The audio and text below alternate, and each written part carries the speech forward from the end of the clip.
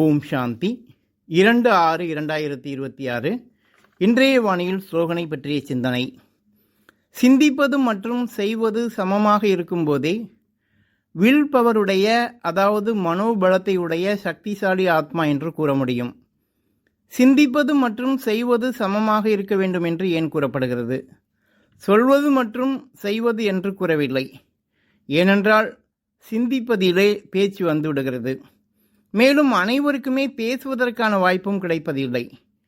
உதாரணத்திற்கு ஞானம் கூறுவதற்கான வாய்ப்பு எல்லோருக்கும் கிடைப்பதில்லை. அப்படி ஞானம் கூறுபவர்களுக்கு பாபா கூறுவது, நீங்கள் வெறுமனே ஞானத்தை கூறும் பண்டிதராக இருந்து விடாதீர்கள், அதை கூறுவதுடன் கூடவே நடைமுறைப்படுத்துவராகவும் ஆகுங்கள். அப்போதே நீங்கள் கூறும் ஞானம் பிறருக்குள் பிரேரணை ஏற்படுத்தும் என்று கூறுகிறார். ஆதலால் இப்போது இங்கு சிந்திப்பதோடு பேசுவதோடு கூடவே அதை செயல்படுத்தும் தாரணா மூரத்தாக, குணமூரத்தாக ஆக வேண்டும் என்பதே முக்கியமான விஷயமாகும். அப்போதே நம்மை ஞானம் நிறைந்த, சக்தி நிறைந்த ஆத்மா என்று கூற முடியும். ஞானம் நிறைந்தவர்கள் என்றால் வெறுமனை ஞானத்தை தெரிந்திருப்பவர்கள் அல்ல, அதை நடைமுறைப்படுத்தக்கூடியவர்கள்.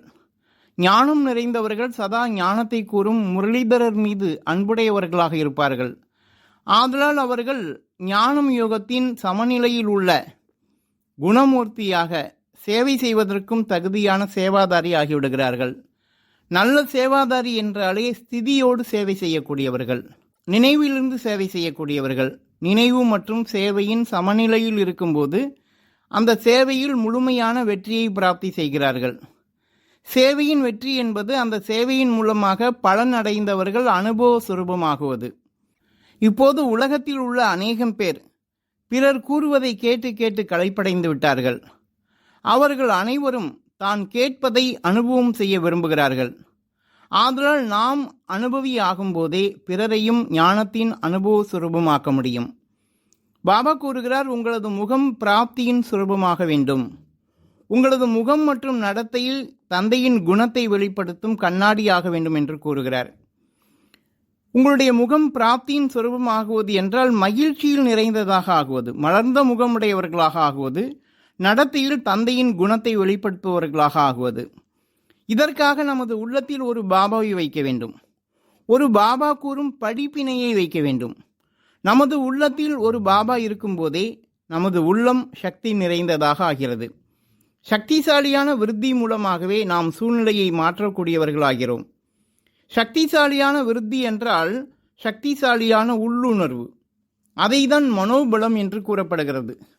நமது உள்ளுணர்வு எப்போதும் மாறும். நேற்று பாபா கூறுகிறார், பழைய உலகத்திலிருந்து எல்லையற்ற வைராகிய உள்ளுணர்வு வர வேண்டும். வைராகிய விருத்தி.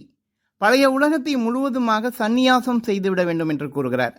அந்த எல்லையற்ற வைராகிய உள்ளுணர்வு கூட ஞானத்தின் சரியான புரிதல் மூலமாகவே உருவாகிறது.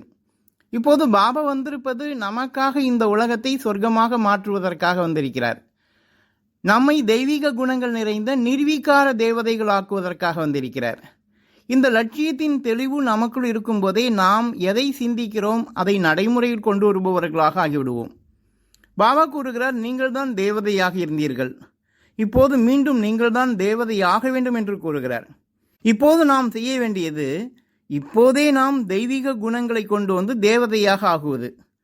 நான் சொர்க்கத்தில் தேவதையாக வேண்டுமென்றால் இந்த சங்கம யுகத்தில் நான் அந்த தெய்வீக குண சமஸ்காரத்தை தாரணை செய்ய வேண்டும். இங்கு நான் தெய்வீக குணத்தை தாரணை செய்யாமல் அங்கு சென்று நான் தேவதையாக முடியாது. பிரம்மா பாபா எதை நினைத்தாரோ அதை நடைமுறையில் செய்து காண்பித்தார். நான் தான் புது உலகத்தின் ஸ்ரீ கிருஷ்ணர், ஸ்ரீ நாராயணர் ஆகப் போகிறேன் என்பதை புரிந்து அதற்கான குணங்களையும் தனது நடைமுறை வாழ்க்கையில் கொண்டு வந்தும் காண்பித்தார். வெறுமனே ஆசைப்படவில்லை, அதற்கான தகுதிகளை தனக்குள் கொண்டு வந்தார். உலகத்தில் கூட யார் நினைத்ததை செய்கிறார்களோ அவர்களை மனோபலமுடையவர்கள் என்று ஏற்றுக்கொள்கிறார்கள். இங்கு நாம் மனம் வைக்க வேண்டும். மனம் வைப்பது என்றால் நாம் விருப்பப்பட வேண்டும்.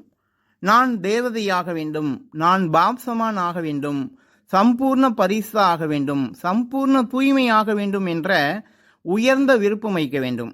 அப்போது பாபாவே நம்மை சக்திகளால் நிறைப்பார். ஏனென்றால் பாபா வந்திருப்பதே நம்மை உயர்ந்தவர்களாக ஆக்குவதற்காக தான் வந்திருக்கிறார். தேவதையாக்குவதற்காக தான் வந்திருக்கிறார். மாற்றுவதற்காக தான் வந்திருக்கின்றார்.